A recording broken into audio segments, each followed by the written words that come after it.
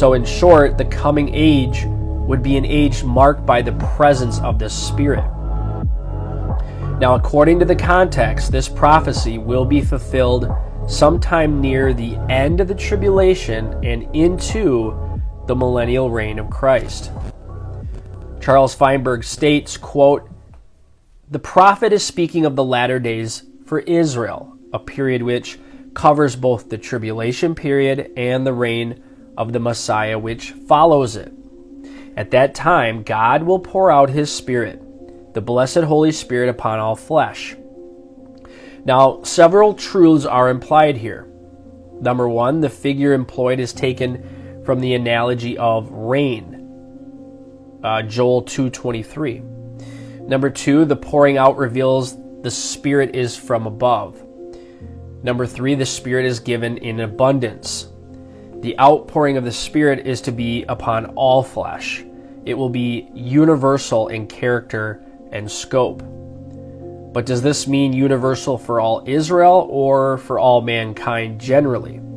Well, expositors of the passage are divided, some holding to one position and others holding to the other. No one, however, will deny that from the context, the prophetic teaching of other portions of the Old Testament, that all Israel is included. Differences of ages, young and old, sex, sons and daughters, or positions, servants and handmaids, will constitute no barrier nor hindrance to this gift of the Spirit.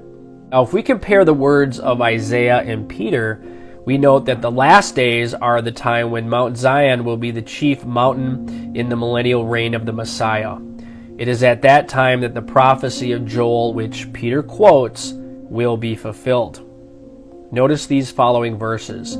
Isaiah 2 verse 2. "Now it will come about in the last days that the mountain of the house of the Lord will be established as the chief of the mountains, and it will be raised above the hills, and all the nations will stream to it." Acts 2 verse 17. "And it shall be in the last days," God says, "that I will pour out my Spirit on all mankind." Isaiah 32 verse 15. "Until the Spirit is poured out upon us from on high, and the wilderness becomes a fertile field, and the fertile field is considered as a forest." Isaiah 44 verse 3. "For I will pour out water on the thirsty land and streams on the dry ground. I will pour out my Spirit on your offspring and my blessings on your descendants, and they will spring up among the grass like poplars by streams of water."